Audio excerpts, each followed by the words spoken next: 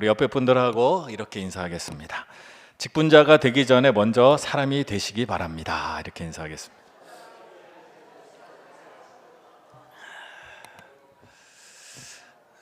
여러분이 사람 같지 않아서 이런 말 하는 게 아닙니다. 신대원 다닐 때 많은 목사님들이 학생들에게 먼저 말해주는 말이 바로 이거기 때문이에요. 먼저 목사님들이, 우리 선배님들이죠, 신학교 교수님들은 신학생들에게 목사가 되기 전에 먼저 인간이 되어야 한다라고 많은 분들이 얘기하세요. 굉장히 중요한 말입니다. 우리도 항존직분자들로 모였고, 또 여기 계신 분들 중에는 이미 지금 항존직분자인 분도 계시고, 은퇴하신 분도 계시고, 또 앞으로 되실 분도 계시고, 교회 직분을 맡아서 일하시는 분들, 목회자가 됐든 장로님이 되었든 권사님이 되었든 안수집사가 되었든 집사님이 되었든, 먼저 중요한 것은 사람이 된다라는 거예요. 근데 사람이 된다는 건 뭘까요? 사람이 된다는 거, 사람이 된다는 게 우리에게는 가장 중요한 삶의 목적이에요. 예수님이 우리에게 주시는 모습이 바로 그겁니다. 에베소서 4장 13절에 우리가 다 하나님의 아들을 믿는 것과 아는 일에 하나가 되어 온전한 사람을 이루어 그리스도의 장성한 분량이 충만한 데까지 이르리니, 하나님이 우리에게 품고 계신 목적은 딱 하나예요. 예수님을 닮아가는 것. 예수님을 닮은 목사가 되는 거지, 훌륭한 목사가 되는 게 목적이 아니에요. 예수님을 닮은 장로님이 되는 거고, 예수님을 닮은 집사님, 안수집사님, 권사님이 되는 거예요. 예수님은 안 닮고 훌륭한 목회자가 될 수가 없는 거예요. 예수님을 안 닮은 훌륭한 목회자는 세상에 없어요. 하나님이 이루신 뜻이 아니에요, 우리 안에. 그래서 우리의 인생의 목적은, 하나님이 성경을 통해 우리에게 보여주는 목적은 딱 하나예요. 예수님을 닮은 거. 또 다른 표현을 한다면 하나님을 가까이 하는 거예요. 하나님이 우리가 원하시는 건 우리가 하나님을 가까이 하는 것이고, 가까이 하면서 예수님을 닮아가는 게 우리의 목적이에요. 그게 이루어지지 않으면 우리는 뭔가를 이루어도 허망하고, 뭔가를 성취하여도 그것이 우리의 마음을 참된 만족을 주지 못한다는 게, 그것을 잘 알아야 돼요. 그래서 신앙생활하면서 가장 중요한 구분 중에 하나가 목적과 열매를 구분할 줄 알아야 돼요. 우리의 목적은 딱 하나예요. 하나님을 기쁘시게 하고, 또 하나님을 가까이 하고, 예수님을 닮아가는 것, 하나의 목적이에요. 이게 사실은 똑같은 얘기예요. 그런데 그 목적을 이루다 보면 열매들이 열려. 이게 성경의 원리예요. 근데 많은 사람들이 오해하는 게, 열매를 목적으로 삼아서 우리가 삶이 힘들어져요. 마태복음 12장 33절에 보면 나무도 좋고 열매도 좋다 하든지 나무도 좋지 않고 열매도 좋지 않다 하든지 하라. 그 열매로 그 나무를 아느니라. 하나님이 우리를 보실 때 열매를 보고 뭘 알아요? 나무를 안다 그래요. 그 나무가 좋은지 나쁜지에 따라서 좋은 열매가 맺어지기 때문에 열매를 보고 판단하는 거예요. 아, 이 나무가 좋았구나. 그런데 많은 사람들이 열매에만 마음을 써요. 추석 때 선물 받고 줘보셨잖아요. 가장 추석 때 받을 때 허망한 선물이 배일 때가 많아요. 배를 받으면 배가 막 아이 머리통만큼 엄청 큰 배가 있어요. 근데 썰어보면 속이 물컹물컹 맛이 없어요. 성장 촉진제를 줬던지 뭘 줬던지 겉모양은 큰 사인데 열매가 좋지 않아요. 왜요? 기본적으로 성경적 원리는 나무가 좋지 않은 거예요. 나무에다가 건강한 나무가 배를 적당히 맺어야 되는데, 이 나무가 많은 열매를 맺게 하려고 막 성장 촉진제 주고 과다하게 비료를 주고 때를 맞추려다 보니 나쁜 열매가 맺혀지는 거예요. 그래서 열매를 보고 우리는 나무의 문제를 보는 거예요. 그래서 열매가 나쁘면 사람들이 잘못 생각하는 거, 열매가 나쁘게 맺었는데 다음엔 더 많은 열매를 맺도록 뭔 이상한 수를 쓰는데, 그게 아니에요. 성경의 원리는 열매가 맺지 않아? 그럼 나무에 문제가 있어. 나무를 살펴봐. 그게 근본의 원리예요. 그래서 우리의 삶의 목적은 똑같아요. 내 삶에 문제가 있다? 뭐가 문제예요? 내가 예수님을 닮아가지 않거나 하나님을 가까이 하지 않기 때문에 생기는 문제들, 그게 열매로 나타나는 거예요.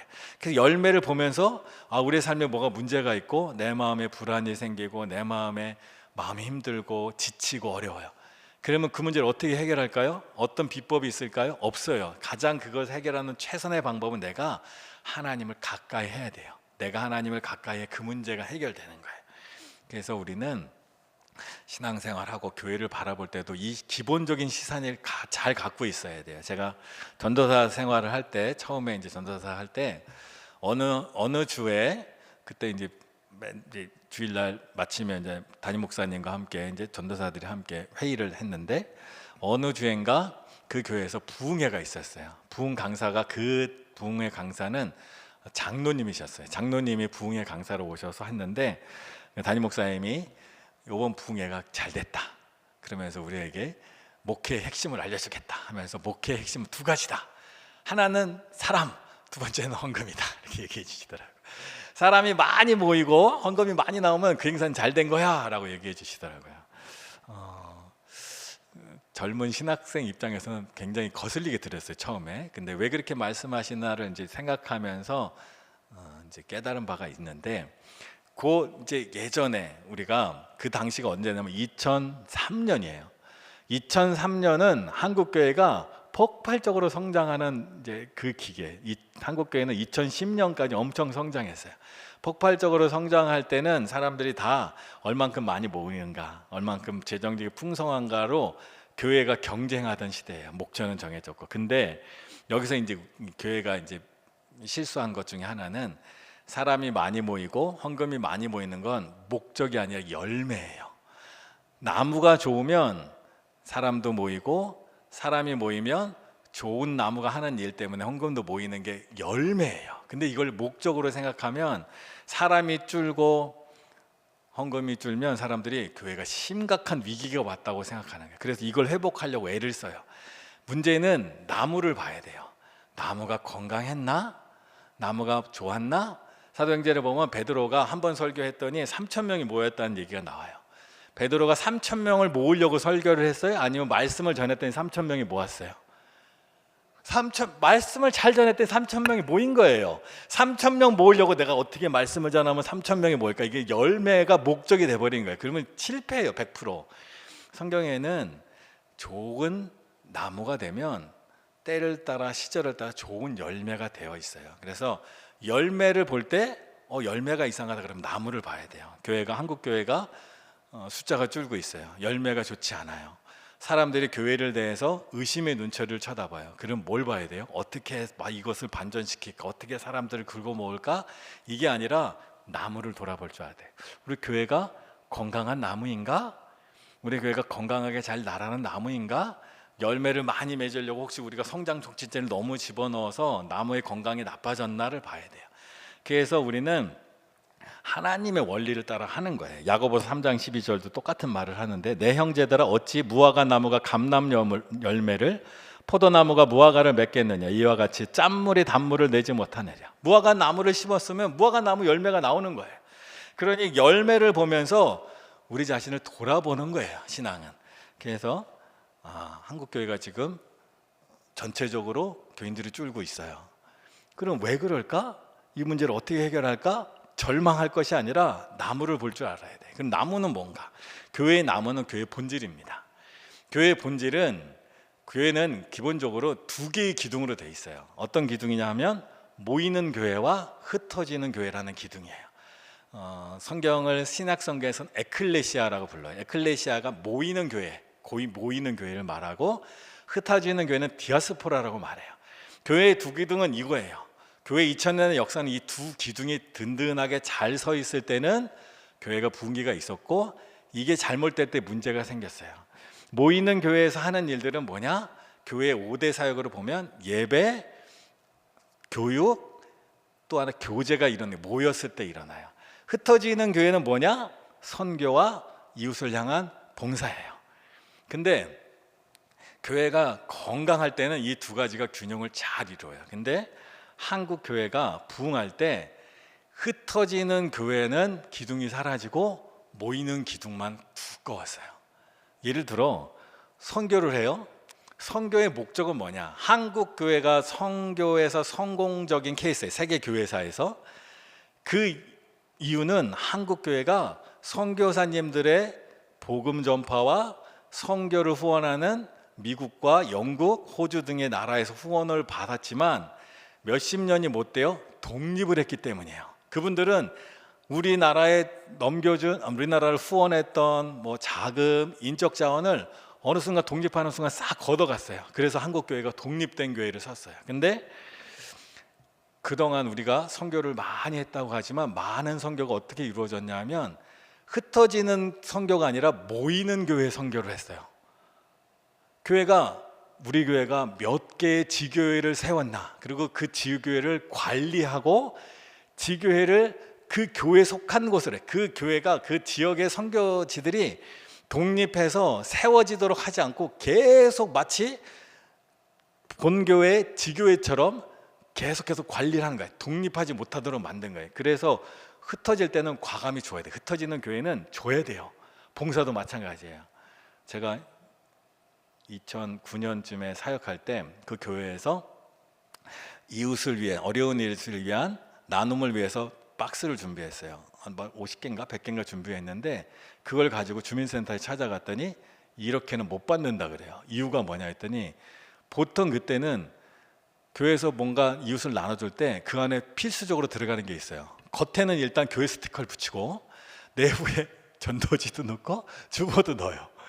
그러면 주민센터 직원이 이제 막는 이유는 그것 때문에 받는 분들이 싫어한다는 거예요. 이거면 민원 들어오니까 이걸 다 없애야 된다는 거예요. 흩어지는 교회는 그냥 줘버리고 끝나야 되는데 자꾸 모이는 교회로, 우리가 누구 이웃을 위해서 뭔가 선물을 주면 그걸 가지고 모이는 교회로 불러올 수 있는, 근데 사람들은 영적인 존재를 다 알아. 이게 자신들을 교회로 불러오려는 미끼로 보는 거예요. 그러니까 교회가 점점 사회적으로 사람들에게 의심의 눈을 받는 거예요. 그래서 두 기둥이 든든히 서야 돼요.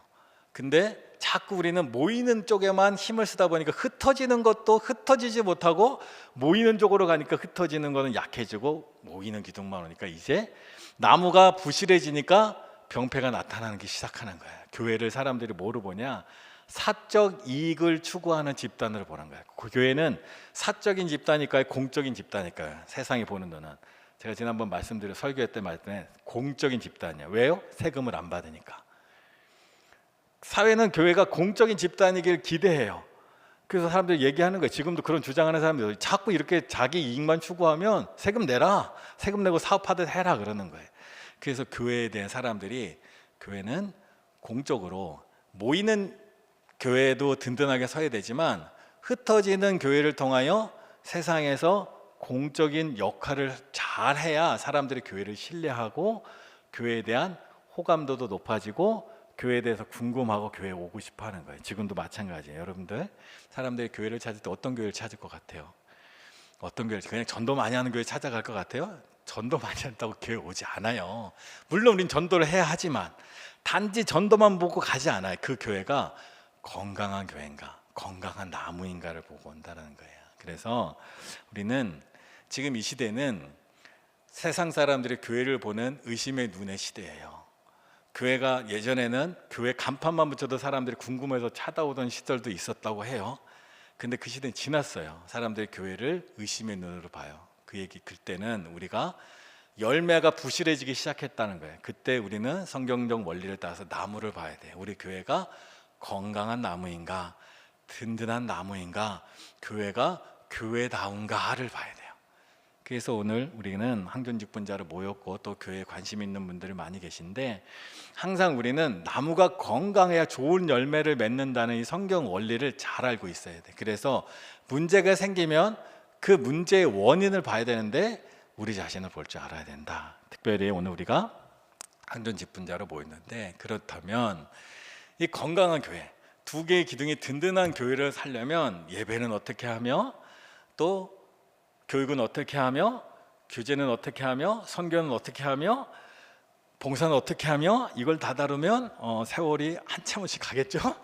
이건 다루지 않아요. 오늘 중요한 것은 이 교회 두 기둥보다 더 근본적인 게 있어요.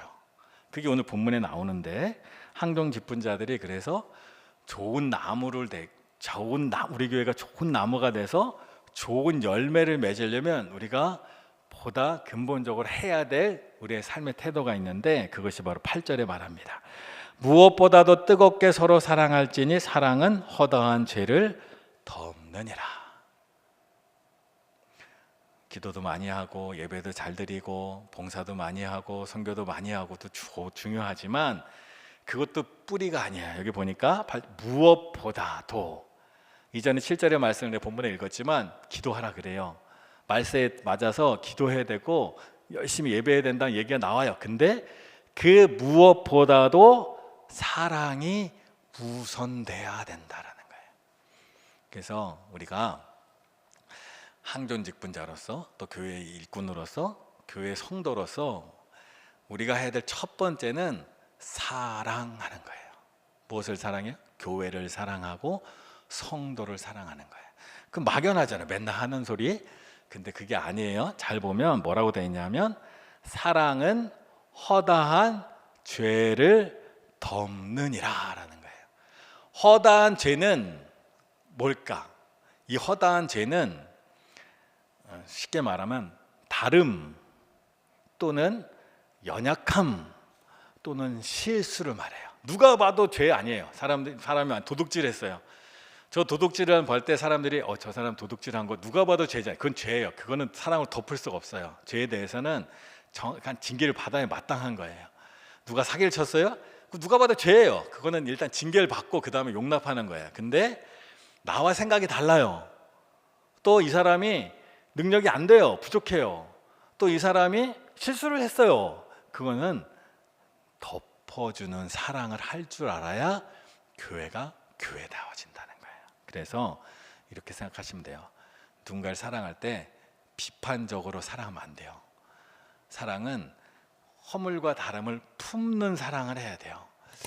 저도 우리 교회 온 지 이제 3개월 반쯤 됐어요. 2022년 10월 21일 나왔으니까 4년이 이제 좀 돼 가는데 제가 이제 교회에 와서 여러 가지 이상한 점들이 있었어요.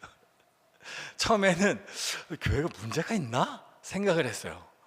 근데 3년 동안 이제 관찰하고 보면서 이게 교회 문제라기보다는 이 다름인 것 같다 생각이 들어요. 그래서 제가 최근에 느낀 게 사람들이 산을 볼 때 어떤 사람은 흔히 이제 세상에 말하는 것처럼 어떤 사람은 나무를 보고 어떤 사람은 숲을 봐요. 근데 우리 교회는 제가 보기에 나무를 보는 사람 목소리가 좀 커요. 무슨 말인지 알겠어요? 나무를 보는 사람들의 목소리가 커요. 근데 저는 기본적으로 숲을 먼저 보는 사람이에요. 그러니까 어떤 분들이 보기에 제가 되게 이상해 보일 수도 있고 허술해 보일 수도 있고 허당 같기도 하고 뜬구름 잡는 소리를 하는 것처럼 느낄 수 있어요. 왜냐하면 보는 시선이 달라서 그래요. 오늘의 핵심 중에 하나가 이겁니다. 최소한 내가 나무를 먼저 보는 사람인가 숲을 먼저 보는 사람인가. 얼마 전에 어떤 누가 얘기했는데 그분은 그러더라고요. 자기는 나무도 보고 숲도 본대요. 세상에 그런 사람은 없어요. 그건 장애인이에요. 장애인. 나무도 보고 숲을 보는 사람은 없어. 먼저 눈이 가는 것이 있어요. 이 구분을 해야 되는데 먼저 나무를 보는 사람의 특징은 짧은 간격을 잘 봐요. 그리고 좁은 범위를 봐요. 핵심을 보는 거죠. 어떤 특정한 지점을. 그리고 틀린 것을 잘 보는 사람이 나무를 주로 보는 사람이에요. 숲을 보는 사람은요 긴 기간을 봐요. 한 주, 두 주 보지 않아요. 1년, 2년 봐요. 그리고 넓은 범위를 봐요. 한 곳만 보지 않고 전체를 봐요. 그리고 숲을 보는 사람의 특징은 방향이 중요해요. 옳은 방향을 가고 있느냐. 나무를 보는 사람은 오차, 틀린 걸 잘 봐요. 자, 이렇게 보면 잘 모르겠죠? 구체적으로 제가 A한테 물어봤어요. 나무를 보는 사람의 교회의 특징은 뭐냐? 또 하여튼 물어봤어요. 여러 방법으로. 자, 이걸 보시면 내가 나무를 보는가 숲을 보는가. 우리는 숲을 보는 사람이 대단한 것처럼 들으면 전혀 아니에요. 성향이에요. 그냥 숲이 먼저 보이는 사람이 있고 나무가 먼저 보이는 사람이 있어요. 자, 한번 볼까요?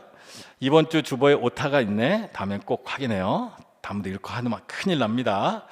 행사 예산이 10만 원 초과됐는데 이 부분 어떻게 조정할 거야? 큰일 났어.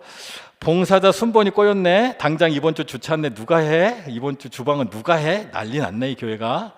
예배 시작 시간이 5분이나 늦었네. 이건 매끄럽지 못해. 이렇게 얘기가 이렇게 생각이 흘러가면 나는 나무를 보는 사람이다 생각하시면 돼요.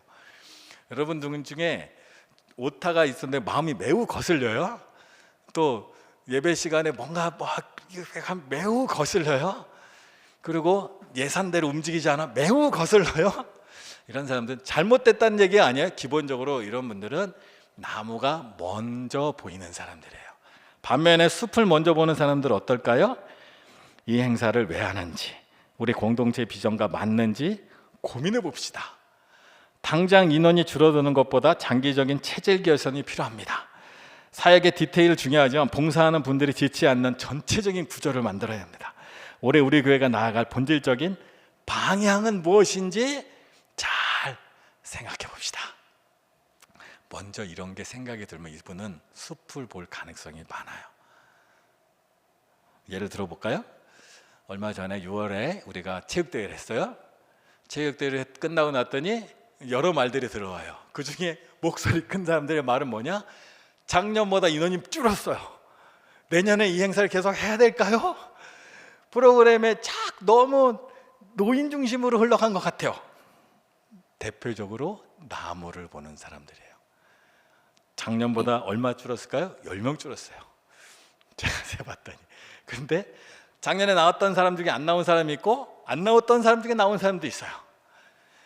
이 행사가 갖고 있는 의미가 뭔가를 보면 숲을 보는데, 우리는 교회가, 대부분의 교회가 그렇고 교회가 오래될수록 이런 현상들이 많이 나타나요. 제가 보니까 자꾸 뭐가 좀 잘못됐다, 틀렸다가 먼저 보여요. 잘못됐다는 게 이게 틀렸다는 얘기가 아니라 눈이 먼저 거기로 가고, 그런 분들의 목소리가 훨씬 커질 가능성이 높아요. 왜냐하면 작은 디테일 보면 틀린 것들이 잘 보이니까 그냥 지적하기가 쉬워요. 그러니까 목소리가 커지는 거예요. 그러다 보니까 나무를 보는 사람들의 소리가 좀 커지는 게 자연스러운 현상이에요. 잘못됐다는 게 아니에요. 체육대회를 하든 뭘 하든 전체적인 방향들이 중요해요. 왜냐하면 제가 자꾸 말씀드리지만 지금은 우리는 교회지만 교회는 세상과 분리되어 있지 않아요. 세상의 흐름과 같이 가요. 80년대, 90년대, 2000년대 초반까지만 해도 한국 경제 자체가 성장하는 기간이니까 교회도 같이 성장의 포인트가 있어요. 그래서 얼만큼 많이 모였냐, 헌금이 얼만큼 많냐, 교회가 얼만큼 크냐가 관심이 초미의 관심사였어요. 같은 트렌드로 가는 거예요. 지금 그런데 우리는 이제 선진국 반열에 올랐어요. 지금 이제 30대 이하는 성장에 관심이 없어요. 지금 우리가 AI 시대, 지금 최대 화두는 분배예요. 세계 사상의 흐름이 그렇다는 거예요. 이건 복잡한 얘기니까 놔두고, 그럴 때 사람들의 관심은 뭐냐? 성장이 아니라 질이에요. 의미와 가치예요. 내가 교회를 다니는 이유가 뭐냐? 옛날에는 우리 여러분들이 아마 우리 교회 이제 열심히 하실 때 굉장히 뿌듯했을 것 같아요. 30명이었다가 60명이 됐다가 100명이 됐다가 150명이 됐다가 총회 산정 기준으로 우리 교회 현재 교인은 220명이에요. 200명 교회예요. 사실은. 근데 출석길 말하는 건 주변의 목사님들 제가 사실은 낙심할까 봐 얘기를 안 해요.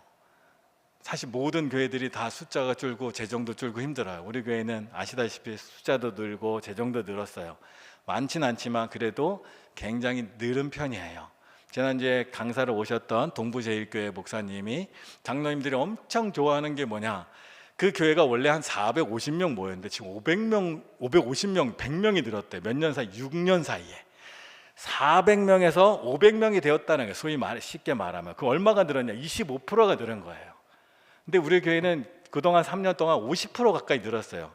지금 숫자적으로 보면 제가 자세히 말씀 안 드려서 그렇지 우리 교회는 지금 숫자적으로 보면 2018년도보다 조금 더 많아요. 교회 숫자의 정점은 2018년이었을 가능성이 높아요. 주보나 요람을 보면. 그만큼 우리 교회는 빠르게 회복되어서 안정돼. 여러분의 애써주신 덕분이고 기도한 덕분이에요. 이거는 열매라고요.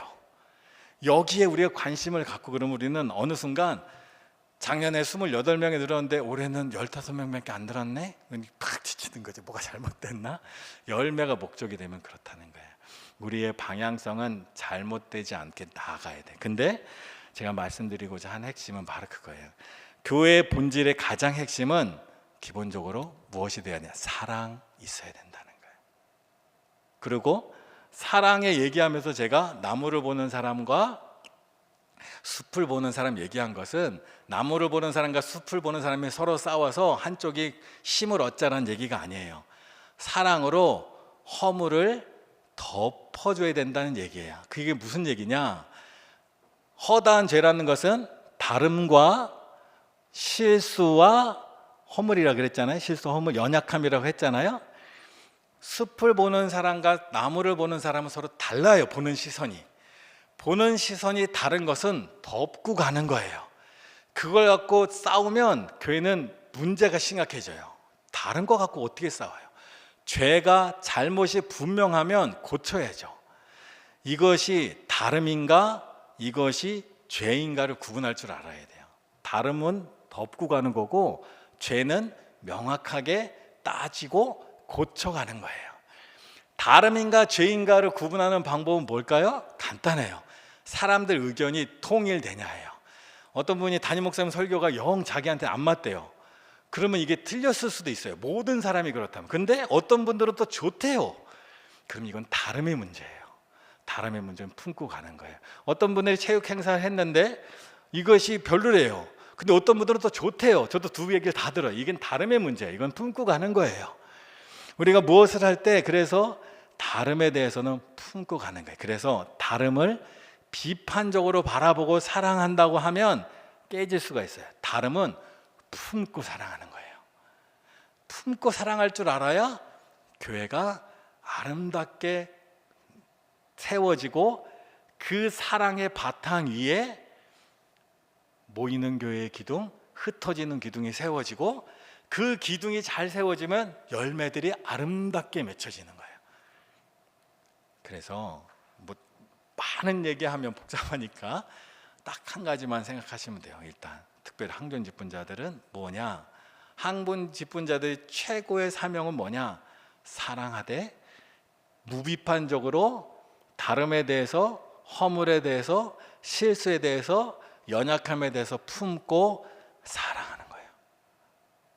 그래서 예배도, 교육도, 교제도, 선교도, 봉사도 그 눈으로 들어갈 줄 알아야 돼요. 여러분, 전도가 어려워요? 정착이 어려워요? 전도가 어려워요? 정착이 어려워요? 제 친구가 대구에서 이거 유튜브 나가도 되나 모르겠네. 친구가 몇 명 없어서. 자, 한 분이 뭐 대구에서 사역을 하는데 교인이 한 400명 정도 돼요. 그 교회 얘기하다가 1년에 30명 정도가 등록을 한대. 전도돼서. 제가 용기를 주려고 친구야, 그래도 30명 중에 3명이라도 남으면 좋지 않냐? 그랬더니 그 친구가 뭐라 그러니? 하냐면 3명, 1명도 안 남어 그러더라고요. 전도돼서 등록한 사람들이 대부분 선물 준다니까, 우리 교회 한번 오라니까 억지로 와서 등록해놓고 그 다음 주부터 안 나온대요. 그게 정착이에요. 전도도 어렵지만요, 정착은 더 어려워요. 그럼 사람들이 전도는요 억지로라도 와요. 전도하지 말라는 얘기 아니에요. 전도는 계속 해야 돼요. 계속 뿌려야 돼요. 우리 교회도 전도를 열심히 해주시는 분들이 계셔서 너무 감사해요. 근데 더 그것 못지않게 중요한 게 정착이에요. 그럼 사람들은 교회에 어떻게 정착할까요? 어떤 사람들의 교회에 정착할까요? 이건 이론이 필요 없어요. 실증으로 봐야 돼요. 우리 교회에 이제 최근에 등록해서 정착하고 계신 3년 미만의 성도들, 집사님들, 이분들한테 크게 물어보지 마. 조용히 한번 물어보세요. 그것만 먼저 물어보면 힘드니까 얘기하다가. 그러면 그분들이 왜 우리 교회에 정착했는지 이유들이 있어요. 뭐 다는 아니겠지만 그 이유들이 우리 교회의 장점인 거예요. 그러면 그 이유들은 무시하고 다른 쪽에서 얘기하는, 이렇게 해야 교회가 붕합니다, 이렇게 해야 교회가 이것만 따라가면 우리는 헛방을 치는 거예요. 우리가 교회의 장점, 우리 교회가 이런 점이 우리 교회가 사람들이 와서 뿌리내기 좋은 환경이구나, 그런 것들을 잘 발전시켜 나가는 것도 하나의 방향인데, 그 중에 하나가 사랑이라고 덮어주는 거라는 거예요. 덮어주는 거예요. 사랑 덮어주는 거예요. 나와 달라도 덮어줄 줄 알아야 돼요. 그래서 특별히 상존 직분자들은 아까 말했죠. 예배를 사랑하고, 교육을 사랑하고, 교제를 사랑하고, 선교를 사랑하고, 또 봉사를 사랑할 줄 알아야 돼요. 어떻게 사랑하느냐? 무조건 좋다 말하는 마음으로 먹어야 돼요. 여러분, 우리 교회 예배가 거제에서 가장 은혜롭다 세뇌를 시키세요. 여러분 스스로를. 여러분 스스로 세뇌시키세요. 우리 교회 목사님의 설교가 거제에서 가장 은혜롭다 스스로 세뇌를 시키세요. 아니면 기도하세요. 만약 여러분 거제 내에 우리 교회보다 더 좋은 예배가 어디 있다고 생각해 보세요. 전도를 어떻게 해요? 전도할 수 있어요? 여러분 전도를 그래도 우리 교회를 전도하면 여러분 양심이 없는 사람이에요. 우리 교회보다 예를 들어 신영교회 예배가 더 좋은데 왜 우리 교회를 데려와요? 무슨 이유로? 그분의 영혼을 생각하면 그 교회를 데려가야지.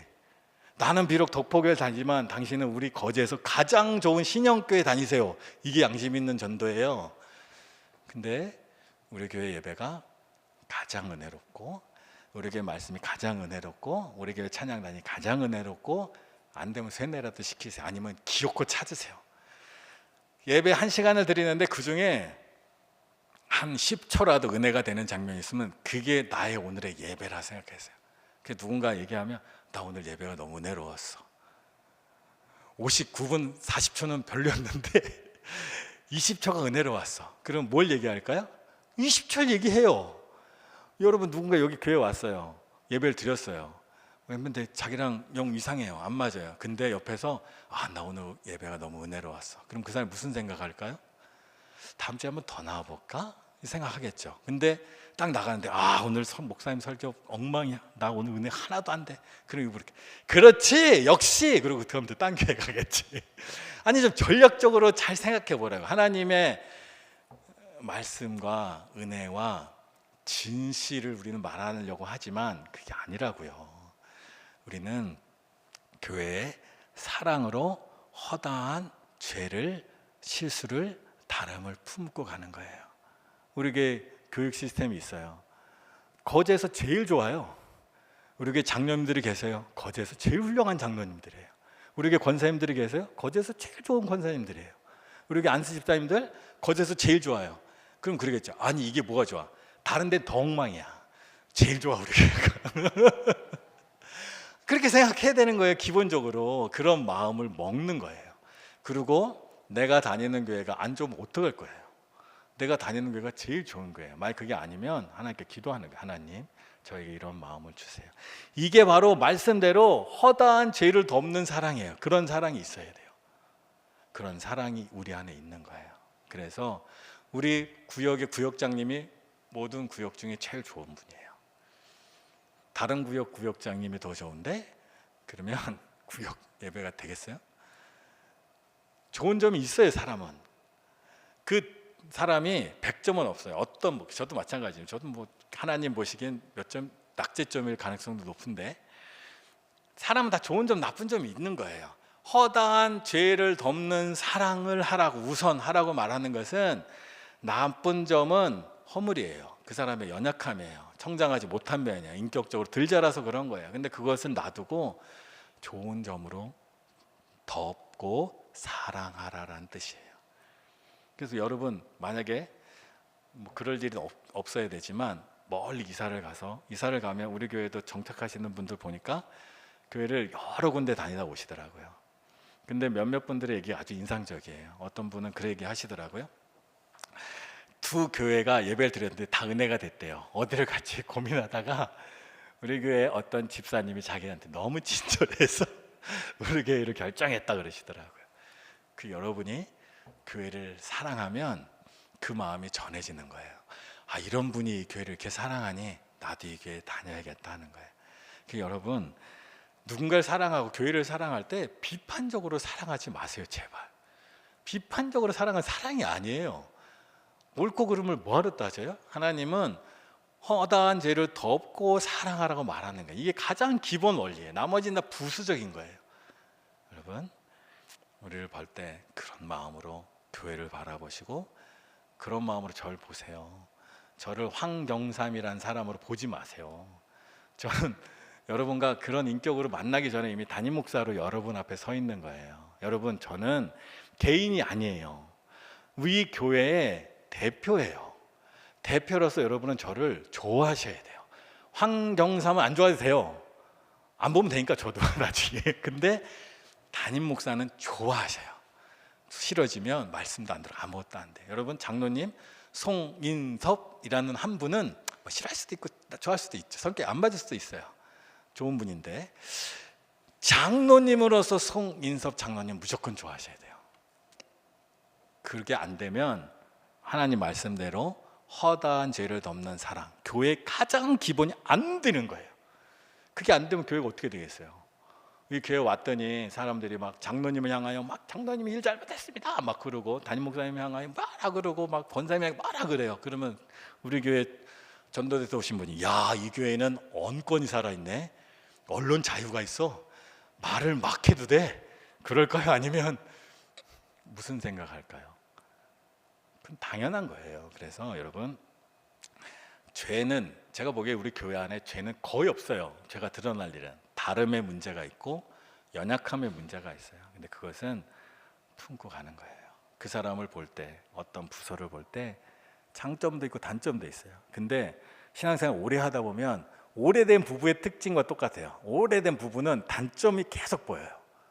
이혼하고 나면 아, 그놈도 괜찮았구나 생각이 들지만, 오래된 교회를 다니다 보면 단점이 자꾸 보여요. 마치 그것이 고쳐지면 완벽해질 것 같은데 고쳐지지도 않고 어려워요. 하나님의 말씀은 진리예요.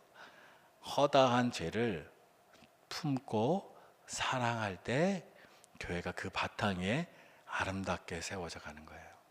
그게 바로 우리 항정집 분들이 해야 할 가장 중요한 일이에요. 그래서 예배를 사랑하셔야 돼요. 교회에 누가 새로 왔는데 항정집 분자들 예배를 안 드려요. 사랑하지 않아. 그러면 아, 이 교회는 예배를 사모하지 않는구나 생각하지 않겠어요? 그 교회를 다니고 싶어요?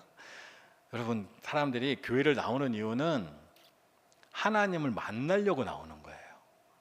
이 교회 하나님이 계시다는 게 확인이 되면 그 교회에 남는 거예요. 여러분, 우리가 아무리 친절해도, 우리가 아무리 그들한테 뭘 선물을 많이 줘도 교회에 남지 않아요. 그냥 선물만 받고 다 가요.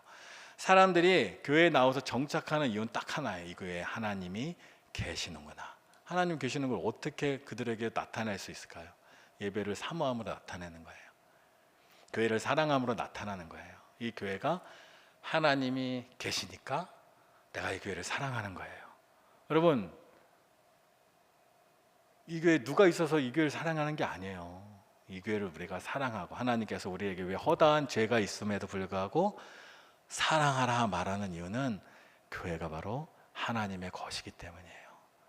하나님의 것을 사랑하는 건 마땅한 거예요. 교회는 천국이 아니에요. 교회는 천국의 맛을 보는 곳이에요. 교회는 온전하지 못해요. 죄인들도 있고, 나랑 생각이 다른 사람도 있고, 성격 이상한 사람도 있고, 막 막말하는 사람도 있고, 나에게 상처 주는 사람도 있어요. 그럼에도 불구하고 우리가 교회를 사랑하는 이유는 이 교회가 하나님의 것이고 하나님이 교회에 함께 하시기 때문이에요. 저는 그런 마음으로 우리 항전 직분자들이 내가 정말 교회를 사랑하는가, 내가 정말 하나님을 사랑하는가, 그 하나님을 사랑함이 가장 기초 위에 서 있어야 돼요. 그렇지 않으면 교회가 아무리 부흥해도 껍데기예요. 헛거예요. 우리가 아무리 많은 일을 하고 뭐 하늘에 불을 내리고 많은 사람의 병자를 고쳐도 하나님의 기준 하나잖아요. 하나님이 그 안에 없으면, 사랑이 그 안에 없으면 아무것도 아니라 말하잖아요. 그 하나님을 사랑하는 그 마음이 교회를 세우는 거예요. 그래서 때로는 내 생각과 달라요. 그 내 생각과 다르다고 내 마음대로 하면 그 하나님이 그 교회 주인이 아닌 거예요. 내가 주인이 돼버리는 그 순간 우리가 그걸 알아야 돼요. 내 감정대로 움직여요? 내 감정이 내 주인이에요. 하나님이 주인 돼야 돼요. 그래서 사람들이 뭐 힘들고 어려워도 참고 은혜 안에 있으면 다른 외부 사람들이 보기에 어떨 것 같아요? 아, 여기 안에 있는 성도들이 하나님을 사랑하는구나를 알아가는 거예요. 그래서 오늘 우리가 항정직분자 세미나에서 딱 하나만 아세요? 하나님을 사랑하고 교회를 사랑하고 교회에 있는 성도들을 사랑하는 것. 비판적으로 사랑하지 마세요. 고치려고 하지 마세요. 무조건 사랑해. 틀리고 잘못된 건 고치는 게 맞아요. 근데 다름이다, 연약함이다, 허물이다, 그거는 품고 사랑하는 거예요. 다름인지 어떻게 한다고요? 다른 사람들 물어보세요. 당신 생각은 어때? 오늘 예배가 어땠어? 나는 안 좋았는데 저분이 좋대. 아, 이건 다름이구나. 그럼 내가 품고 사랑해야지. 그래서 우리 교회는 거제에서 제일 좋은 교회, 우리 예배는 거제에서 가장 은혜로운 교회, 우리 장로님들은 거제에서 제일 좋은 분들, 우리 성도님들은 거제에서 가장 훌륭한 분들. 거제에서 가장 훌륭한 교회가 이 모양인데 다른 교회는 엉망진창이야, 이렇게 얘기하셔야 돼. 그런 마음으로 우리 마음이 세워지고 그 바탕 위에 서 가야 돼요.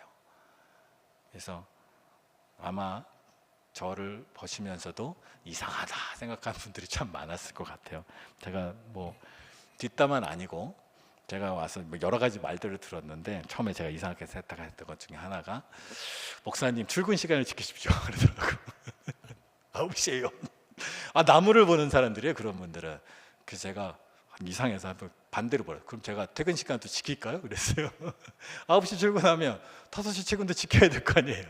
그러면 퇴근 이후에 신방 안 가고 퇴근 후에 장례 조문 안 가고 그래도 될까요? 월요일은 휴일이에요. 휴일은 무조건 지켜요. 아무 일도 안 해요. 내일 우리가 이제 우리 장로님하고 이제 응원차 우리 수련회 갈 건데 나 쉬는 날이 안 가요. 뭐라고 그러겠어요? 또 최근에 또 이런 말도 있어요. 월급 받는 사람이니까 이렇게 해야 된다. 그래서 제가 굉장히 기분이 좋았어요. 그 얘기를 들으면서 내가 월급 받은 만큼만 일하면 되나? 여러분, 제가 월급 받은 만큼만 일하면 될까요? 생각을 좀 해보세요. 제가 주일날 설교하면 얼마를 주실 거예요? 30만 원 주실 거예요? 50만 원 주실 거예요? 수요일날 설교하면 얼마 주실 거예요? 새벽기도 설교하면 얼마 주실 거예요? 대충 생각해도 제가 설교하는 것만으로 지금 제가 받는 월급 모자라요. 그리고 월급 받는 사람으로 저를 보지 마시라고. 그러면 제가 월급 받았는데 여러분을 사랑할 이유가 있어요? 월급 받는데 여러분을 위해 기도해 줄 이유가 있어요? 목회자가 받는 급여는 월급이 아니라 생활비입니다. 목회를 위해서 생활비를 주는 거예요. 그 개념으로 접근. 저는 한 번도 그걸 봉급이라 생각하지. 그러면 제가 교회가 부흥하면 인센티브도 받고 다 받아야 되겠네. 교인이 막 늘면 막 10억도 받고 20억도 받고 막 월급 다 그렇게 받아야 돼요, 제가? 그거 아니에요. 교회는, 목회자는 생활비를 받는 거예요. 여러분들은 목회자들이 담임 목사든 부목사님이든 목회에 집중하고 한번 생각해봐요. 전 청년 때 이런 생각했어요. 우리 목사님이 자신의 경제적으로 어려워서 그것을 위해서 하루에 1시간씩 기도한다고 쳐봐요. 우리 교회에 얼마나 손해예요. 얼마나 손해예요. 다행히 우리는 굶어 죽지는 않으니까 되지만. 그래서 생활비를 주는 이유는 목회에 집중하라고 주는 거예요. 그 개념들을 잘 생각해 보셨으면 좋겠어요. 그냥 교회의 본질이 사람 모이는 거, 헌금 많이 나오는 거. 이 본질이 그게 되면 안 돼. 목적이 되면 안 돼. 사람 많이 는 목적지는 정치 정당이에요. 헌금이 많이 모이는 목적은 사업이에요. 교회는 이게 열매지 목적이 아니에요. 좋은 나무가 되면 하나님께서 이 좋은 나무를 통하여 많은 열매를 맺고자 하나님께서 사람들을 보내주시는 게 원리예요. 그래서 우리 교회는 항상 근본이 무엇인가, 본질이 무엇인가를 생각해야 돼요. 물론 제가 숲을 보는 사람이 이럴 수도 있어요. 그러나 말씀 내 기초에서 허다한 죄를 덮을 수 있는 사랑으로 품고 나와 다른 것을 품고 사랑하고 인정하고 그렇게 되면 우리 교회는 훨씬 더 지경이 넓어질 거예요. 이미 많은 분들이 들으셨겠지만 우리 교회가 사람들에게 좋은 소문들이 점점 나고 있어요. 그 이유는 뭘까요? 우리 교회가 뭐 대단한 사역을 해서요? 별로 대단한 사역 안 하는데 그동안 하던 계속 하는데요. 근데 우리 교회가 따뜻하고 좋대요. 새가족들이 와서 교회 오니까 따뜻하대요. 환영받는 느낌을 받는데 그 다 여러분들이 잘하신 거예요. 여러분들이 잘하셨기 때문이에요. 그런 분위기는 쉽게 만들어지지 않아요. 다 부러워해요. 느낌이라는 게 있잖아요. 우리 교회 오시는 강사님들도 같이 오신 장로님들도 부러워해요. 느낌이 좋대요. 환영받는 느낌. 그 사랑 위에 교회는 세워져 가는 거예요. 가장 좋은 사역은 바로 그래서 사랑하는 거다라는 거예요. 그래서 많은 말을 했지만 핵심은 하나입니다. 허다한 죄를 덮는 사랑으로 무비판적으로 지지하고 사랑할 줄 알아야 교회의 터가 넓어지고 좋아진다는 거예요. 특별히 항존직분자 여러분 사랑하십시오. 예배도 교회 하는 모든 행사도 교회 방향도 교회에 있는 모든 직분자들도 사랑하십시오. 그래야 우리 교회가 아름답게 세워집니다. 세미나니까 그래도 질문과 건의사항 이렇게 말해놓고 하나도 안 들어줄 수도 있지만 처음에 생각은 질문 같은 거 오늘 받지 않겠다 생각했지만 혹시 교회에서도 뭔가 건의하고 얘기할 때 이제 우리 교회가 또 이제 말이 길어질 텐데 우리 교회가 60명 있을 때가 제일 아마 좋았을 거예요. 한 60명 교회 대부분 교회는 한 60명쯤 되면요 교회가 한 가족 같아요. 거기까지는. 그래서 서로가 모든 걸 다 알아요. 한 사람이 문제 생기면 모두가 다 하나가 돼요. 근데 우리 교회가 이제 모이는 인원만 예배 드리는 만 150명 한 200명 돼 버리니까 이제 내가 200명을 한 모금을 하긴 어려워요. 그래서 이제 이 앞으로도 교회는 이제 분리가 될 거예요. 점점 그 안에 그 영역들이 생길 거예요. 이것 때문에 질투하거나 시기하지 마십시오. 기둥들이 세워진다는 얘기예요. 과거에 한 50명, 60명 교회는 기둥 하나만 있으면 돼요. 인디안 텐트처럼 기둥 하나만 서 있으면 사람 그 안에 다 있어요. 근데 이제 터가 넓어지면 기둥 하나 갖고 안 돼요. 그래서 각 영역들이 생겨요. 뭘 하는데 여러분이 모르는 일들이 일어날 수 있어요. 그게 당연한 거예요. 예전에는 내가 모르는 교회 일은 없었을 거예요. 다 하나 되고 한 마음이었으니까 참 좋고 아름다워요. 근데 그거는 거기까지예요. 사람이 커지면 어쩔 수 없어요. 제가 이제 우리 목사님들 얘기 들으면 한 교회는 300명 정도까지가 목회자가 가장 좋대요. 하고 싶은 사역도 웬만큼 할 수 있고 사역 순환이 되니까. 근데 전에 교회에 있는 목사님 얘기하죠. 1000명이 넘어가니까 목회자도 교인을 모르더라 이렇게 얘기하더라. 그 어쩔 수 없어요. 그렇게 커가니까. 그래서 뭔가 얘기를 할 때 제가 부탁드리는 거예요. 내 부서만 얘기하세요. 남의 부서 왜 이렇게 얘기하라고 얘기하지 마시고 교육부 왜 이래 얘기하지 마세요. 거기 가서 사역할 거 아니면. 그래서 뭔가 공청회를 하든 얘기를 할 때 내가 사역하거나 뭘 할 때 힘들었는데 이 문제를 어떻게 하면 좋을까 얘기하세요.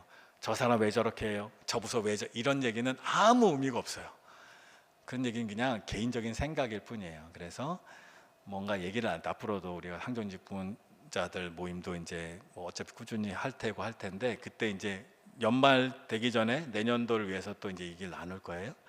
그러면 그럴 때 얘기할 때 내 부서, 내가 속해 있는 부서에 대한 얘기만 하면 돼요. 다른 부서는 이제 얘기하지 마. 다른 부서는 이제 몰라요. 막 소리 내서 얘기하는데 잘 모르고 하는 때가 참 많아서 안타까워요. 자기 부서 아니면 몰라요. 내가 속한 곳 얘기만 하고 그리고 그 얘기하기 전에 내가 속한 곳 안에서 먼저 얘기를 해야죠. 내가 속한 곳에 문제가 있는데 그것을 여러 사람들 앞에서 확 터뜨려 버리면 어쩌자는 거예요. 안에서 얘기를 해요. 그래서 앞으로는 부서 안에서 또 안수집사회나 권사회 안에서 얘기들이 잘 돼서 그 안에서 정리된 얘기들 그 안에서 우리 부서 얘기가 우리 힘으로는 안 되겠다. 교회와 성도들 다른 분들의 도움이 필요하겠다. 그런 얘기를 하면 같이 논의하고 같이 모둠을 만들어가는 거예요. 그게 우리 모임들, 교회 공동의회나 재직회의 방향인 거예요. 이제 우리가 옛날 50명, 60명 그런 때가 아니에요. 이제 교회가 점점 커지니까 내가 모든 걸 파악할 수도 없고 내가 모른다고 교회가 문제가 있는 거 아니에요. 교회는 여전히 잘 움직여가고 있어요. 그러니까 그런 방향으로 해가는 게 참 맞아요. 제가 이런 얘기는 해도 될까 모르겠는데 이러면서 하죠. 과거에 이제 이전 목사님 계실 때 제가 관찰해보고 제가 여러 교회를 봤을 때 그때 교회가 한 60명, 70명에서 100명, 150명, 160명까지 늘었는데 기존에 계시던 분하고 새로 오신 분이 물과 기름처럼 섞이지 못했어요. 제가 보기에. 결국 그러면 문제가 생긴다고요. 그래서 저도 새로 오신 분이 오면 가능하면 구역 안으로 자꾸 집어넣어서 하나가 되려고 그래요. 하나가 돼야 돼. 한 뿌리 한 가족이 돼야 돼요. 새 가족들끼리만 모여서 뭔가 그룹이 형성되면 힘들어요. 그래서 새 가족끼리 모이고 뭐 하지 않아야 돼요. 우리 안에 같이 한 가족이 되어가야 돼요. 그래서 자꾸 섞이고 하는 거예요. 그 안에서 가장 중요한 핵심은 허다한 죄를 사랑으로 덮는 모임들이 필요하다는 거죠. 네, 질문이나 건의사항 있으면 참조하겠습니다. 없으시면 꾹꾹 참고 있다가 조용하게 아니면 얘기해서 제가 우리 교회의 장점이자 단점인데 제가 느낀 거 오늘은 제가 담임 목사가 아니라 강사로서 얘기하는 거예요. 미리 처음부터 얘기했어야 되는데 우리 교회 장점 중에 하나는 이게 모두 모였을 때 얘기하지 않고 어디 누군가에게 한마디 하면 나머지 다 할 때가 있더라고요. 뭐 어디가 딱 얘기하면 뭐가 다 알아. 그래서 장점이 다. 오늘 못 나오신 분도 계시겠지만 그런 분들에게 잘 얘기해 주세요. 누군가가 이상한 교회 허다한 죄를 덮는 사랑이 아니면 이렇게 하지 말자 이렇게 얘기하시고, 그렇게 해서 우리가 서로 해야죠. 우리 다 좋은 분들이에요. 제가 보기에 우리 덕포교에 계신 분들은 기본적으로 훌륭한 인생들을 다 사셨어요. 잘못 산 분들 없어요. 제가 봤을 때 대부분 분들이 이 거제라는 가난한 동네에서 태어나서 자랐거나 아니면 20대 초반에 먹고 살려고 이곳에 호롤단신 오신 분들이 많잖아요. 그 모진 세월을 이겨내신 분들이에요. 여러분들은 그것도 신앙으로 이겨내신 분이고, 그리고 공동체의 힘으로 서로를 사랑하고 서로를 아끼고, 얘기하면 그 옛날 같이 고생했던 얘기들 다 있잖아요. 같이 그 아름다운 추억을 갖고 있어요. 우리가 그렇게 모여 있는 곳이에요. 그러니 우리 서로 사랑하고 아끼고, 이렇게 좋은 교회가 없다, 서로 격려, 이렇게 좋은 분들이 없다 생각하시고 그 사랑 위에 교회를 세워가십시오. 그러면 우리 교회는 아름다운 열매도 맺고 우리의 신앙생활뿐 아니라 우리의 삶도 하나님이 주시는 크신 은혜가 넘칠 줄 믿습니다. 네, 시간이 더 해도 되지만 제가 마치도록 하겠습니다. 기도하겠습니다. 하나님 아버지, 사랑은 허다한 죄를 덮는다 하셨습니다. 무엇보다 먼저 서로 사랑하라 말씀하셨습니다. 하나님, 우리가 하나님에게 이 좋은 교회를 허락받고 우리가 이 좋은 교회에 뿌리를 내리고 자라갑니다. 주님께서 허락하신 모든 것은 다 우리에게 가장 좋은 것입니다. 가장 좋은 교회를 주셨고, 가장 좋은 장로님들을 주셨고, 가장 좋은 권사님들을 주셨고, 가장 좋은 안수 집사님들, 구역장, 가장 좋은 것들을 우리에게 주셨습니다. 그 가장 좋은 것들을 사랑하며 우리 교회의 터를 그 사랑 위에 세워갈 수 있도록 도와주시고, 특별히 하나님께서 귀하게 여기셔서 직분을 주신 모든 한군 직분자들에게 은혜와 복을 주시고, 특별히 사랑할 힘을 주셔서 예수님이 우리를 사랑한 것 같이 우리도 예수님을 사랑하고, 예수님이 교회를 사랑한 것 같이 우리도 교회를 사랑하고, 그 직분을 감당하고 때 예수님을 점점 닮아가는, 그리하여 하나님께 기쁨이 되고 영광이 되는 우리가 되도록 인도하여 주시옵소서. 지금은 주 예수 그리스도의 은혜와 하나님의 사랑하심과 성령의 인도하심과 교통하심이 예수님의 장성한 분량까지 자라나며 주님을 가까이하며 맡겨주신 직분을 잘 감당하되, 특별히 허다한 죄를 덮는 사랑으로 무엇보다 먼저 열심으로 사랑하는 우리가 되기를 다짐하는 우리 덕포교의 모든 성도들 위해, 특별히 한종 직분자들 위해 지금으로부터 영원히 함께 하시기를 간절히 축원하옵나이다. 아멘.